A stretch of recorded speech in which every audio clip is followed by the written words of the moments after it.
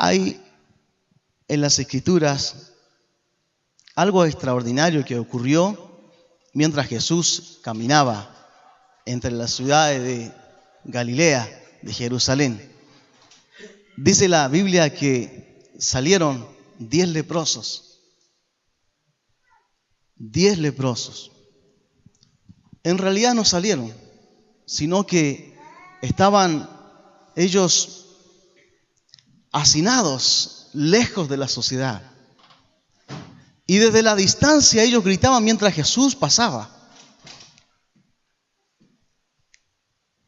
Y ellos simplemente en su grito, no sé si simplemente, pero en su desesperación, ellos a la distancia gritaron: Jesús, ten misericordia, ten compasión de mí, o ten compasión de nosotros.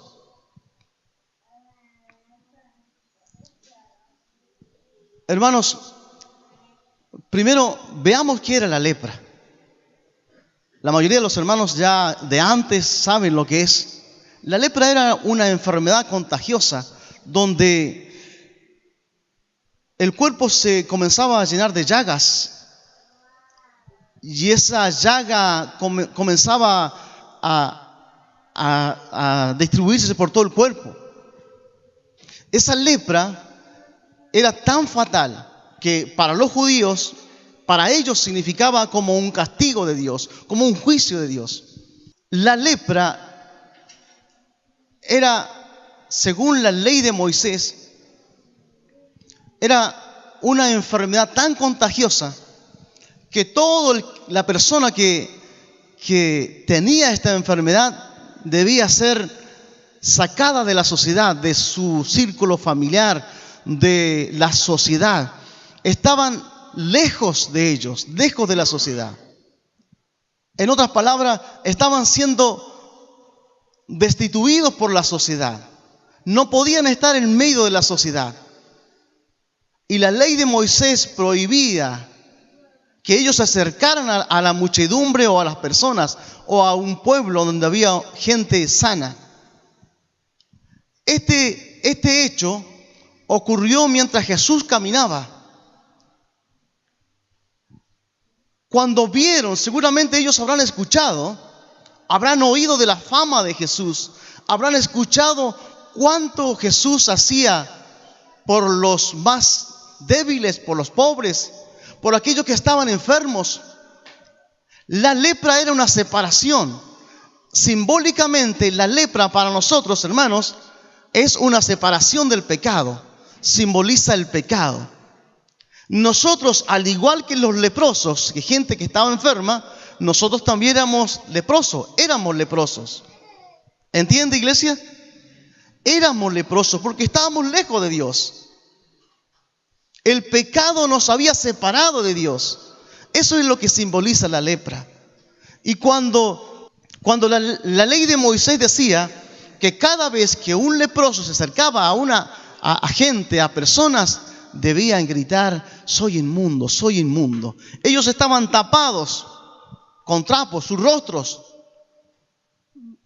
La lepra carcomía su nariz, su oreja, todo su cuerpo, gran parte de sus coyunturas.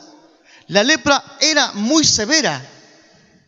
Y sin embargo, dice la Escritura de que en el momento en que la gente, estos leprosos, 10 leprosos gritaban: Jesús, ten misericordia. Y Jesús dijo algo extraordinario, algo para tener en cuenta, porque estos días hemos oído de la fe, del confiar, del tener esperanza en el Señor. Simplemente Jesús le dijo: muéstranse al sacerdote. Ahora, fíjense ustedes esta escena. Ellos gritaban a gran voz,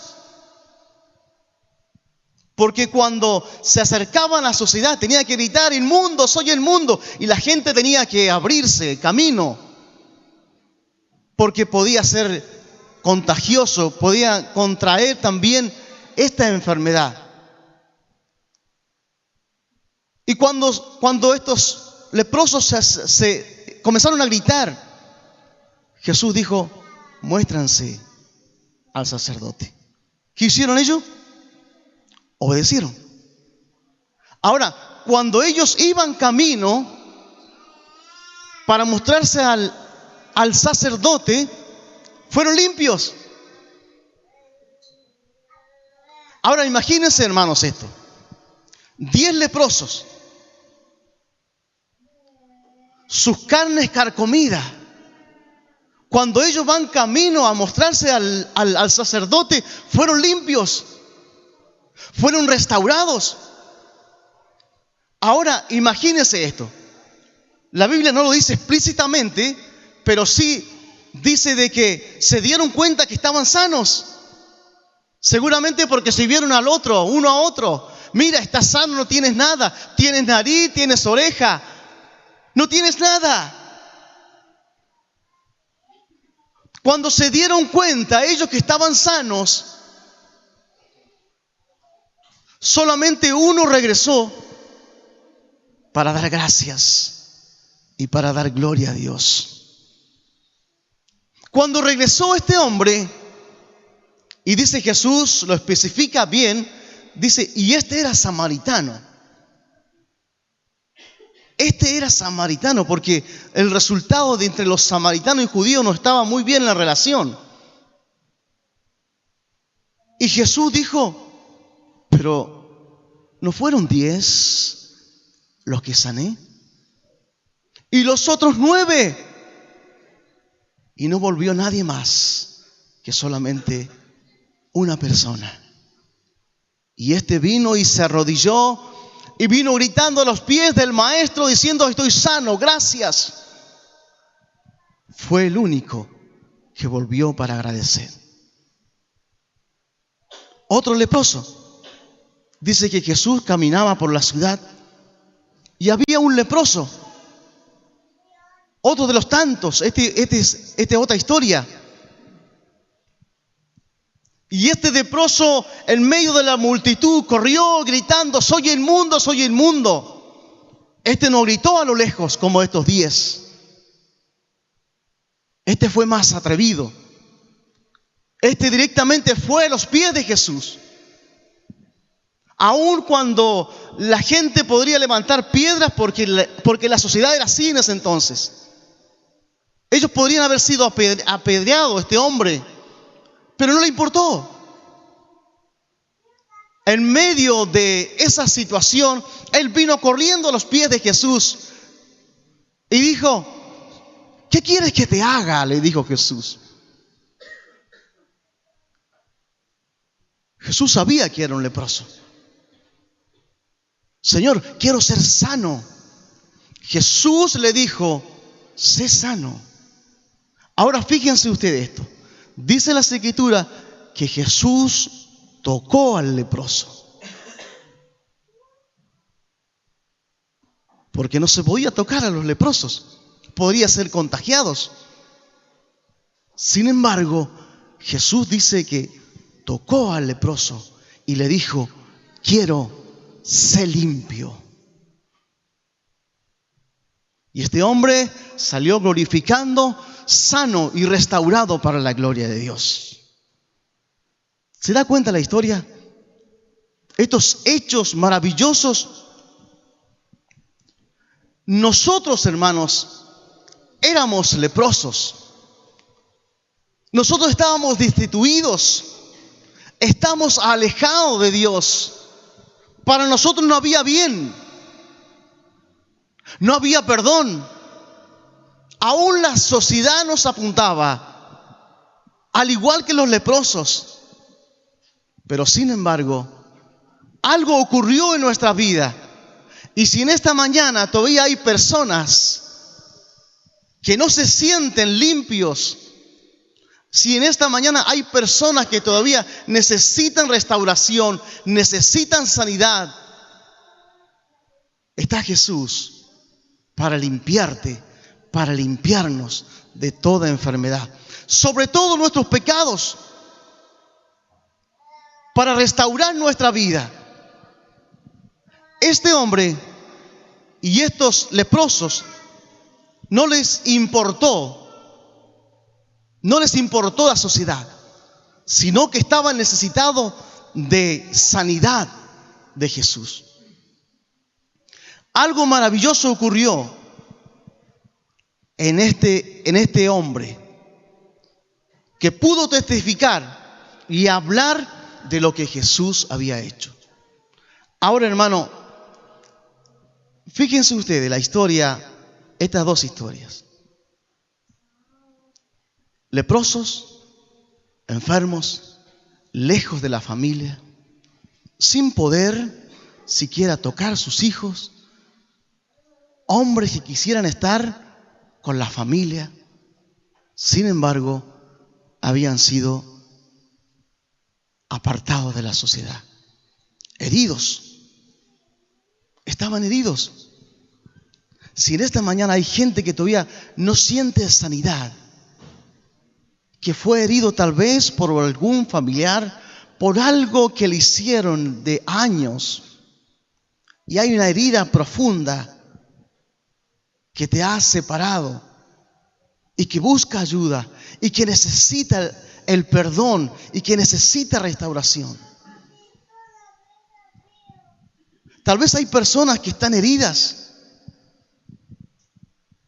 por años y han guardado eso en su corazón.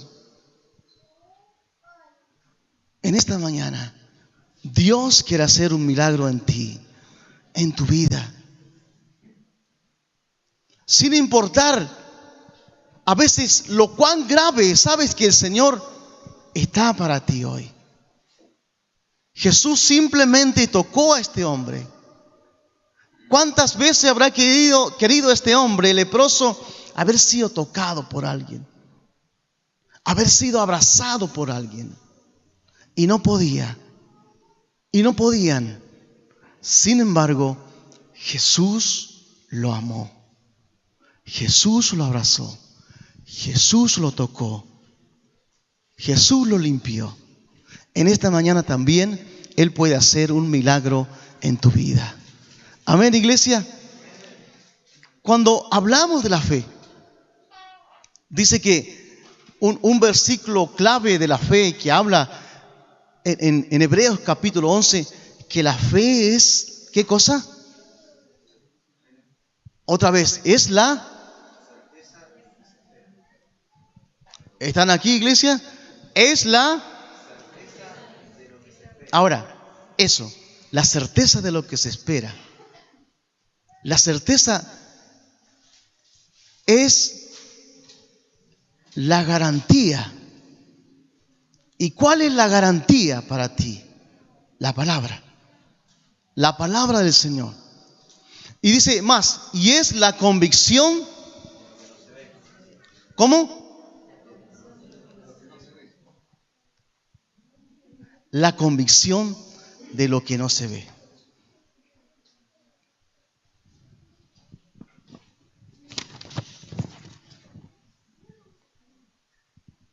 ¿Saben qué significa convicción? Podemos decir en forma simple, podemos decir estar convencido, pero esta palabra es más rica. Fíjense ustedes lo que dice que el estar convencido.